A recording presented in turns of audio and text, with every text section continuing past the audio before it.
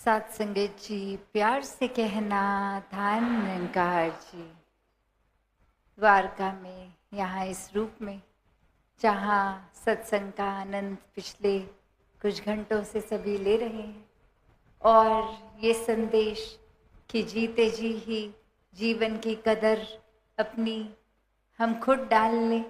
व्यर्थ में जीवन को ना एक समय सारा निकाल दें। जो मूल रूप में जिसके लिए जीवन है वो कार्य एक परमात्मा की प्राप्ति की जाए। और ये कोई संदेश आज का संदेश नहीं, युगों युगों से सभी संतों ने समझाया कि अपनी पहचान, ये स्वयं की पहचान करनी है तो वो एक ही तरीका है कि ये फॉल्स आइडेंटिटी नहीं, रियल आइडेंटिटी, असली रूप में खुद को जाने, जो इस शरीर से परे ये परमात्मा का अंशात्मा। और कैसे फिर जब ये एकत्व होता है जानकारी से, ये ब्रह्म ज्ञान से, तो ये आत्मा की पीड़ा मुक्त होती है। तभी ये सैल्वेशन, ये मुक्ति की बात कि जीते जी ही ये जीवन मुक्त होना है। ये जीवन में अपने सारे काम करते हुए भी फिर ये कैसे अपने जीवन में हमें वो एक तरह से रिस्पॉन्सिबिलिटीज़ से मुंह नहीं मोड़ना, पर रिस्पॉन्सिबिलिटीज़ करते हुए भी ये प्राथमिकता हमेशा निराकार पे ही। तो भाव यही कि कैसे एक एक संत का जीवन अगर हम देखें तो सही कारण से ही परमात्मा से प्यार करना है, यही संदेश मिला। क्योंकि अगर लालच से परमात्मा से प्यार है तो फिर वो असली मायने की भक्ति नहीं रही। अगर सिर्फ कोई एक सिक्योरिटी ही जीवन में चाहिए, एक सुरक्षा रूप में कि कुछ बुरा नहीं होगा इसलिए परमात्मा का नाम लेते हैं, जुड़ते हैं, तो फिर वहाँ पे भी ये निस्वार्थ नहीं हुआ मन, ये भक्ति फिर स्वार्थ की ही कहीं इस वजह से ली जा रही है नाम कि कैसे हम अगर परमात्मा का नाम लेंगे तो शायद एक शरीर में भी कोई कष्ट नहीं आएगा, आर्थिक हो या कैसी भी एक बुरी चीज़ें एक ये जीवन में नहीं महसूस करने को मिलेगी। तो भाव वही जैसे अभी सत्संग में भी सुना कि ये सूफी संत राबिया की जिक्र भी हुआ और उन्हीं की ये कहानी भी कि एक दिन बाज़ार में एक हाथ में मशाल आग की लेकर और दूसरे हाथ में पानी की बाल्टी लेके पूरे बाज़ार में ये सूफी संत राबिया घूम रही थी। और पूछने वालों ने पूछा कि ये क्या कर रहे हो, तो बात यही बोली गई कि ये जो मशाल है, इसकी जो आग है, इस आग से मैं ये हेवन, ये स्वर्ग, इसको जलाना चाहती हूँ। और जो बाल्टी में पानी है इससे नर्क की आग बुझाना चाहती हूँ। और फिर पूछने वाले पूछते हैं कि वैसे तो ऐसा कर नहीं पाओगे, पर चलो अगर ऐसा कर भी दिया तो उससे हासिल क्या करना चाहते हो। और वहीं राबिया जी ऐसा बोलती हैं कि एक इंसान ने जहाँ इस तरह से अपनी सोच, अपने जीवन को बना लिया है कि ये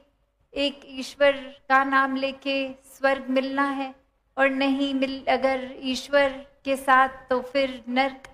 तो जब ये दोनों एंटिटी स्वर्ग और नर्क ही खत्म हो जाएंगे, जिस तरह से अगर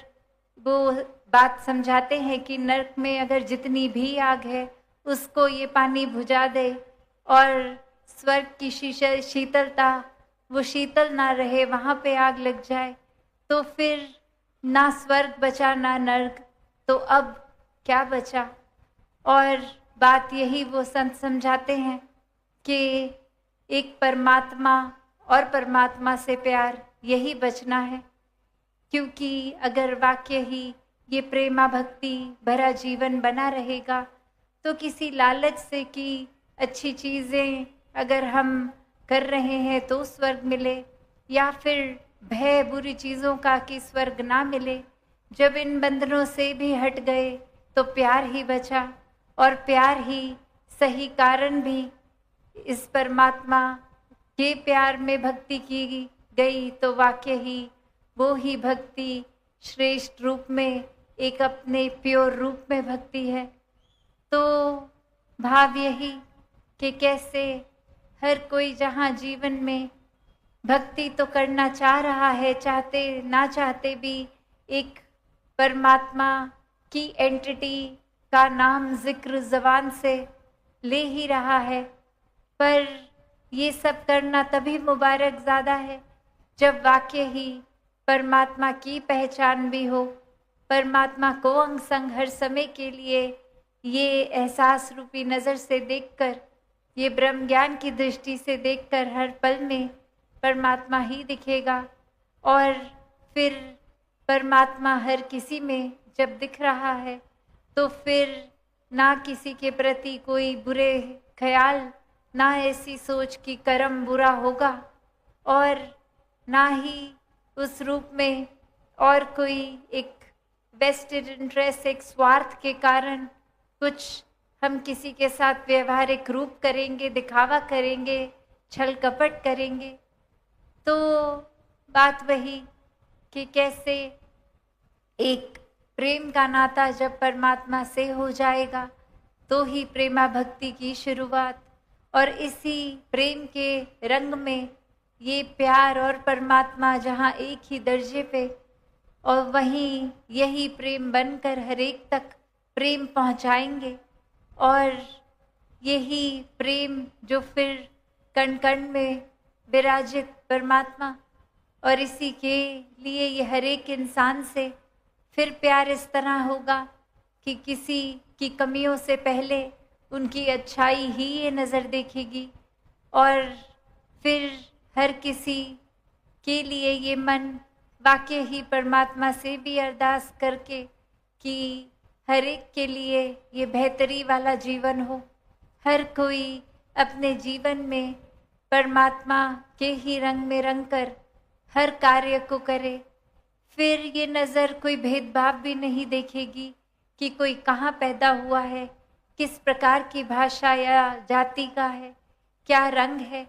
या फिर स्त्री हैं पुरुष हैं, अन्य कितनी भी जो ये अलग अलग करने के कारण हमने बना दिए। तो ऐसे भावों से मुक्त हो जाता है इंसान ये ब्रह्म ज्ञान से जुड़ के इस सोच को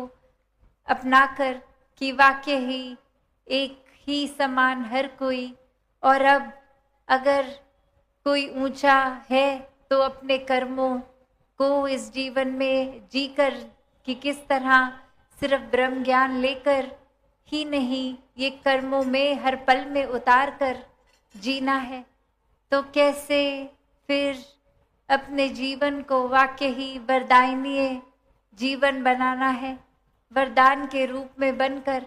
संसार में, समाज में हर एक तक दिल से दिल मिलाते हुए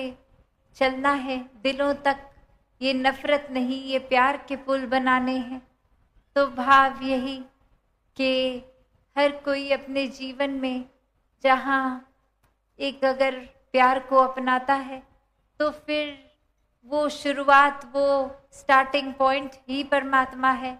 और वो जर्नी भी कि ये हर समय में परमात्मा क्योंकि है हर पल में हर एक में, तो ही वही एक कारण भी है हर एक से प्यार करने के लिए। तो ये कारण जब है तो फिर शुरुआत भी, साथ भी और अंत भी, हर चीज़ जो भी हमारे जीवन का आधार है वो फिर ये निराकार ही है, और निराकार के सहारे फिर हर पल जीना बहुत सहज हो जाता है। फिर कोई भार ना हमारे मन में रहता है, ना किसी और को हमारे वजह से कोई भार फील होता है। जैसे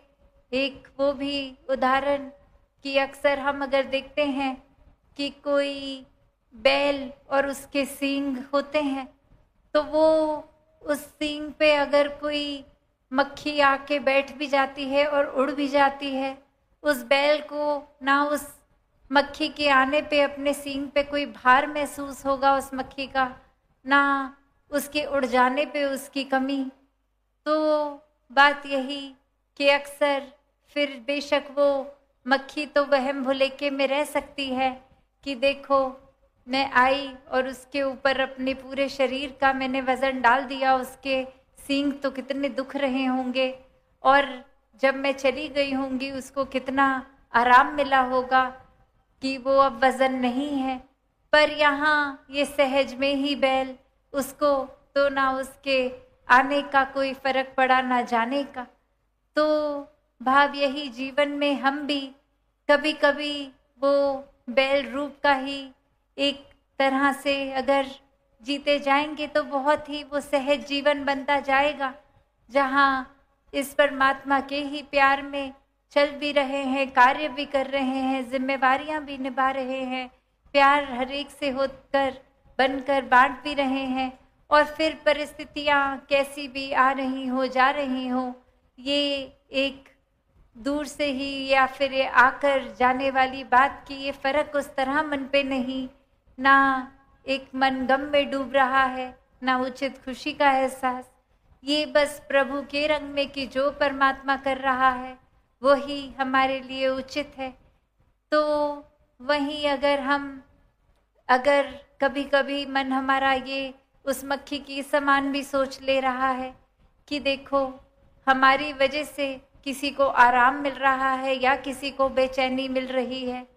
तो ये भी भुलेखा हमारा अपना ही है कि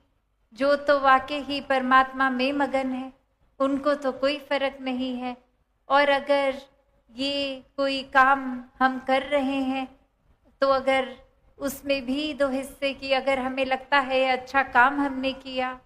तो भी वो अगर शरीर वो बल परमात्मा ने दिया तो ही कुछ कर पाए, वो सोजी दी तो उसका भी अहंकार नहीं। और अगर कोई बुरा काम कर रहे हैं तो वहाँ चेतनता की बात आती है कि ये अगर हम इस तरह से सोचते हैं कि चलो हम कुछ बुरा कर दें और फिर ये इसका भार परमात्मा पे डाल देंगे कि ये भी बुरा काम भी तो परमात्मा ने ही कराया होगा। पर वहीं एक चेतनता की बात आती है कि ये बुरा काम, ये कर्म करने की आज़ादी तो चाहे है हमें, अब ये चेतनता है जो हम अगर सही तरह करेंगे तो फिर ये पॉजिटिव ओर ही हमारे कर्म जाते हैं। और वहीं ये सोच के शातिर होके कि बुरा कर भी देंगे और पल्ला भी झाड़ लेंगे, तो यहाँ ये चेतनता नहीं, यहाँ ये दिल दुखाने का काम हो रहा है, यहाँ छल कपट हो रहा है। और जहाँ एक जानबूझ के दर्द किसी को पहुँचाने की बात है, उस मन में तो फिर परमात्मा हरगिज नहीं है, उस सोच में भी नहीं। तो कुछ अगर बुरा कर रहे हैं तो हम ही वो एक डिसीजन, एक चॉइस बना के कर रहे हैं। तो यहाँ पल्ला नहीं झाड़ना, गलतियों को सुधारना है, परमात्मा का सहारा लेके। और यही तरीका कि ब्रह्म ज्ञान में जिस तरह बिल्कुल ही सरल स्पष्ट हो गया सब कुछ कि अब तो कोई दो बचे ही नहीं, ये आत्मा परमात्मा का मिलन एक ही है सब कुछ, हर एक में भी कहीं भी सोचे कण कण में, तो बस सब कुछ ही पूजनीय है। अगर हम छोटे तंग दिली में रह जाएंगे तो सिर्फ अपने ऊपर केंद्रित अपना ही भला सोचते रहेंगे। पर जब पूरी तरह परमात्मा के हो जाएंगे, पूरी तरह फिर इस संसार के हो जाएंगे। और भक्त तो हमेशा संसार के लिए ही आते हैं, कैसे हर एक का दर्द एक किस तरह कम करें, उसी तरफ ये अपने आप को चैनलाइज रखते हैं। तो मन में कभी भी ऐसे ख्यालों को अगर कोई नेगेटिव थॉट आ भी रहा है तो उसको मन में इतना टिकाना ही नहीं कि मन उसी में फिर डूबते हुए एक बिल्कुल रॉक बॉटम पे हिट करे और किसी तरह इतनी चीज़ अच्छी हमने अचीव कर ली और उसकी खुशी को भी इतना सर नहीं चढ़ाना कि वो अहंकार बन के हमारा ही विनाश हो जाए। तो ये बैलेंस की बात, ये जैसे अक्सर हम ये सोचते भी हैं और एक सुनते भी हैं कि ये मध्य मार्ग हर जगह, ये बैलेंस्ड अप्रोच हर जगह ही कामयाब क्यों रहती है, क्योंकि यहाँ हमें एक भी एक्सट्रीम पे जाएंगे तो वाकई ही वो हमारा नुकसान ही कर देगा। तो बात वही कि ये बैलेंस्ड अप्रोच बना के जीवन को चलाना है, एक हर तरह से ब्रॉडर विजन बना के, एक मन को, सोच को विशाल करते हुए हर एक को जब अपनाते चले जाएंगे तो ये बात भी समझ आ जाती है कि विचार तो हर एक के अलग अलग तरह के हो सकते हैं, एक रहना सहना अलग हो सकता है, पर ये तो एक अच्छी बात है, इसको किसी भी तरह से ये बुरी कैटेगरी में नहीं आ सकता। जैसे एक बाग में भी अलग अलग फूल हैं तो ही खूबसूरती है, तो जब हमने हर एक को एक्सेप्ट किया तो इतनी सारी खूबियाँ जो उनमें हैं वो हमारे जीवन में भी आते जाएंगी और कैसे निस्वार्थ होके फिर पूरे संसार को ही जब अपना मान लिया तो ये प्यार करते हुए हर एक की ये सेवा भाव भी मन में रहता है। तो हर कोई भक्त बन के वाकई ही एक जीवन को हर पल में जी सकता है। फिर भक्ति का मार्ग इस तरह से अपना लें तो फिर ये मन में कोई भी एक कनिंगनेस, ये एक श्रूड होके, एक चतुर होके, एक शातिर होके नहीं, भोलेपन में भक्ति, ये प्रेमा भक्ति हर पल हर कोई फिर कर सकता है। और फिर वो मन में वाकई ही ये एहसास कि परमात्मा उपस्थित है हर समय, तो फिर मन ये चाहे कितना भी चंचल है, जैसे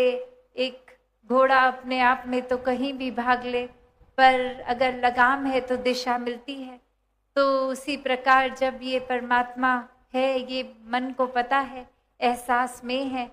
तो मन कितना भी चंचल हो ये सही दिशा में ही मन रहेगा। फिर ये काबू खुद हम भी कर पाएंगे। तो कैसे जहाँ परमात्मा की उपस्थिति वहाँ अहंकार रहित जीवन, तो ऐसा ही जीवन हर कोई जीता जाए, प्रेमा भक्ति हर कोई करता जाए। साथ संगत जी प्यार से कहना, धन निरंकार जी।